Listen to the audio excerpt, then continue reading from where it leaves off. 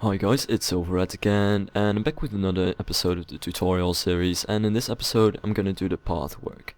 Now this is something which is quite boring and time consuming, so I'm probably going to split this up into multiple episodes and they're not gonna be quite as entertaining, I guess, but I hope that I can just give some basic tips all the way through, and at least keep them, I don't know, keep the video somewhat serious and not too boring.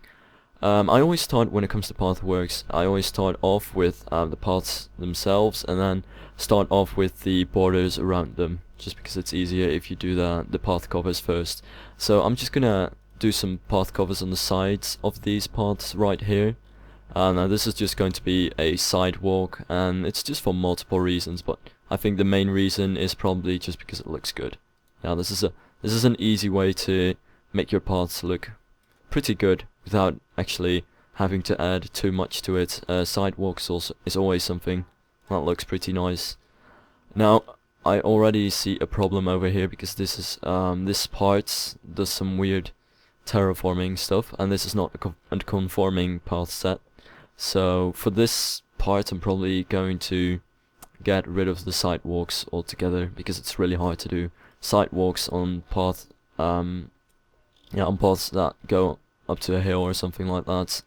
So I'm just gonna not do any path covers over there. There are some path cover sets like Ralphie's set and some other sets that I know. Most of them are in the foliage section because they're conforming, but I'm just not going to do that right now because I do want to keep the same basic path cover all the way through, otherwise it's going to be very inconsistent. So I'm gonna open up again, I'm gonna open Coasterjoe's pathway extensions. It's the same set that I used for the queue, and I just think that it looks pretty good. Okay, and I can already see that over here it's starting to do that weird thing, and you can't remove it, so I'm gonna have to terraform that later on to remove it. But I can add some path work over here. Now I'm just gonna, actually, better idea is to start off with the curves. You can start off with these squares to make the general layout, but the best idea is to start off with the curves. So like this. I'm gonna use a 4x4 over here, and if you do that, you're gonna have to use a 3x3 at the back. And if you use a 3x3 over here, the best way to go is to use a 2x2 at the back.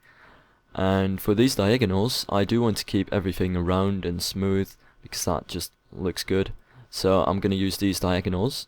And when I use these diagonals, I always like to space them 1.5 tile apart. So, for example, I'm not going to place the other one right over here, but I'm going to move it half a tile over here. So then the space between this is pretty much the same as the horizontal space.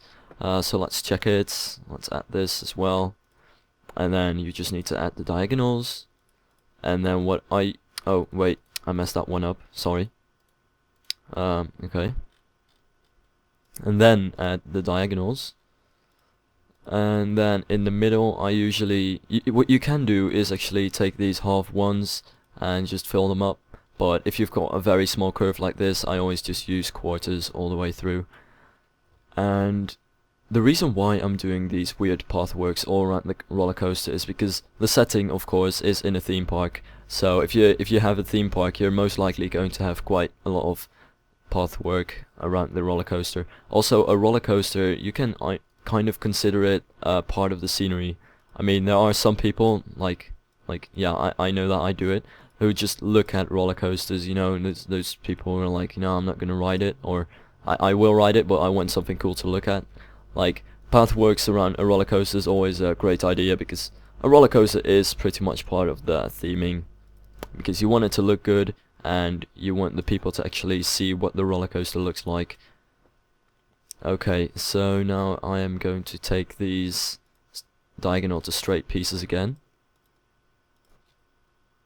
just like that. Okay, now I can probably add like a small boardwalk or something like that over there. I'll see about that.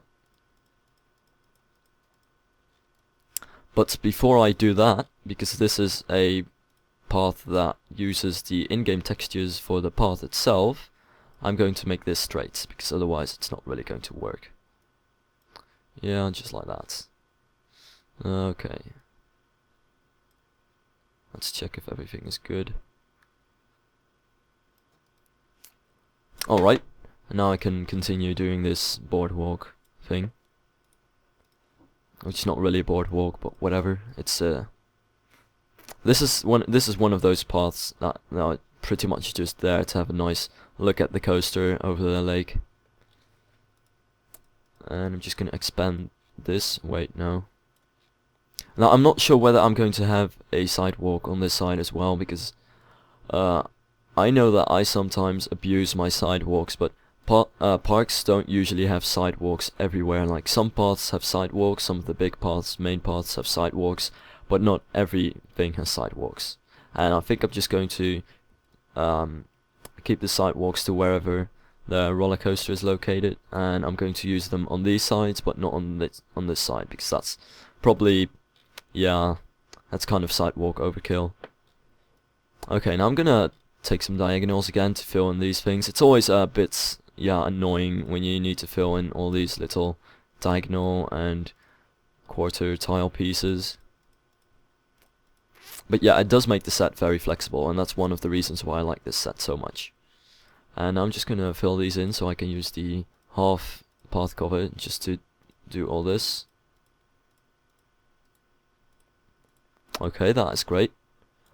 Now this section is pretty much done. Now I'm just going to have to figure out what I want to do with this sidewalk. I probably want to remove this, and to remove that that path cover that I cannot remove, I'm just going to slightly move the ground like that. Now you can remove it, and then take this smoothing tool, actually smooth it out a bit more, and it's all good again. Okay, so I'm going to open the set once again, because I want to see how I can, like, add a smooth ending to this sidewalk.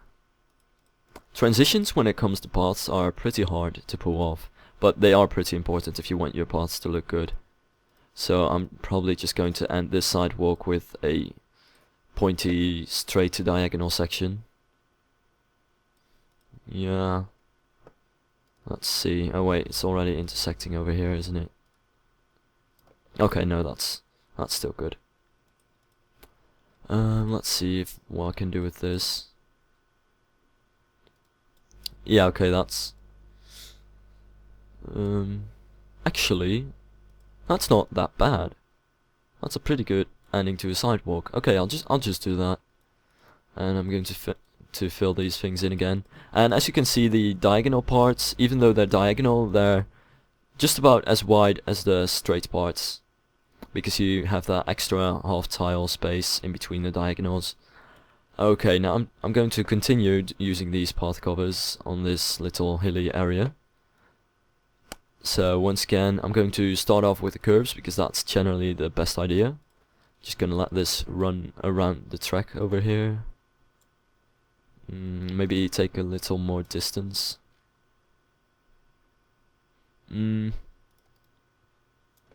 Yeah, this is probably better.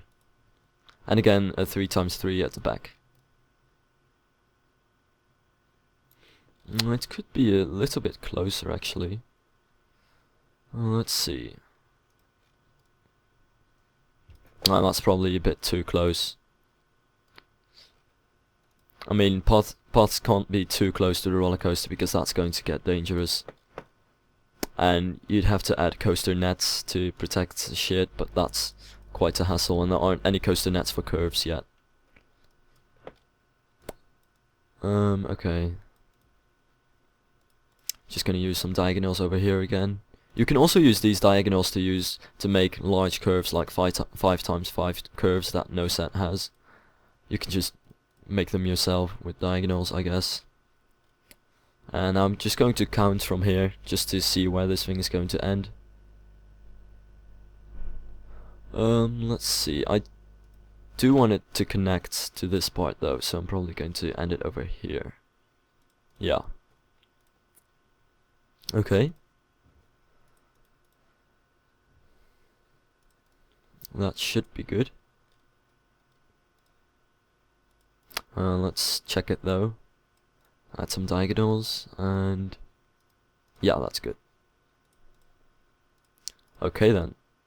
And if you're doing what I am doing and you start off with a diagonal, you start off with a straight piece going this direction and you make it into a 90-degree curve, then you're always going to have to use this quarter piece, this quarter diagonal piece.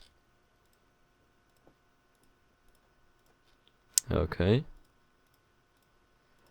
And now I'm gonna fill in this curve as well, because I don't like the sight of seeing that weird unfinished curve. And just gonna take these quarters. I'm just gonna fill this in with quarters as well, because that's probably time saving. You don't want to switch to another object just to place one like half thing when you can just place a couple of quarter tiles. Okay, now I'm going to extend this, and I'm probably going to add no wait, I'm not going to add stairs. Adding stairs on the main pathway is a bad idea, because obviously you've got people in wheelchairs and stuff like that, and you do want your park to be wheelchair compatible and stuff like that. So I'm just going to smooth it out quite a lot though. Let's see. Yeah, that should be good. Not going to smooth this out because I do want kind of a cliffside over here. Plus it's very close to the roller coaster over here, so smoothing this out would either cause the roller coaster to screw up the supports, or it would make this hill very weird and steep. So I think this is just about good. Yeah, that's pretty good. And now I'm gonna do the whatever you call that, the hillside path cover thing. I'm not even sure what you'd call that. But I'm just gonna keep adding these. Yeah, that should be good. And then later on I'm gonna use one of the wall sets to make a either stone or wooden wall over here, just to make that all look nice, and just add some foliage to that, and hopefully it's going to look good. Okay. Let's see, I need the B one. No, that's going to cut the terraforming. I'm pretty sure this should work though. Let's see. I don't want the terraforming to be sticking out, but no, this is perfect. Okay, I'm gonna keep that. This is gonna be the border. I'm gonna do the inside border later on, but first I want to get a general idea of where I want to have that wall. Okay, use another B1. Oops, I need the inside one. Oh, it's hard to see with the blue faces, but still, I always like to keep the grid on, because in any other case it comes in pretty handy. Okay then. Now I might let it run around that curve, but I can also just add a 2x2 curve. I mean, that's going to be a bit big, but it might work. Yeah, that's pretty good. Then I do need to raise this though, because otherwise there'll be a gap. Yeah, good. And use the same terraforming. Good. Now get the path set again. Paths and terraforming is not a great combination, no. But it does look pretty good. Okay. No, I think that's a pretty nice shape. Now I do see that I used the wrong texture over here though. Okay, that's good. And gonna use a 1x1 on the inside because I used a 2x2 on the outside. And again, this is going to be a B1. Add half a tile. And same goes over here. Add half a tile, and then it should match up. Let's see. Okay, that's all good. Now all I still need to do is fill in those gaps, and then I'm pretty much done at this point. Yeah, that looks pretty good.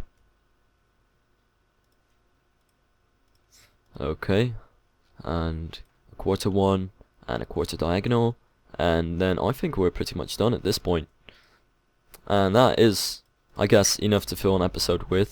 So just a short episode about some general sidewalk stuff when it comes to making paths, and you can already see that the pathwork is somewhat getting together, and as soon as you add railings and borders and cool path essentials, it's going to look a lot better.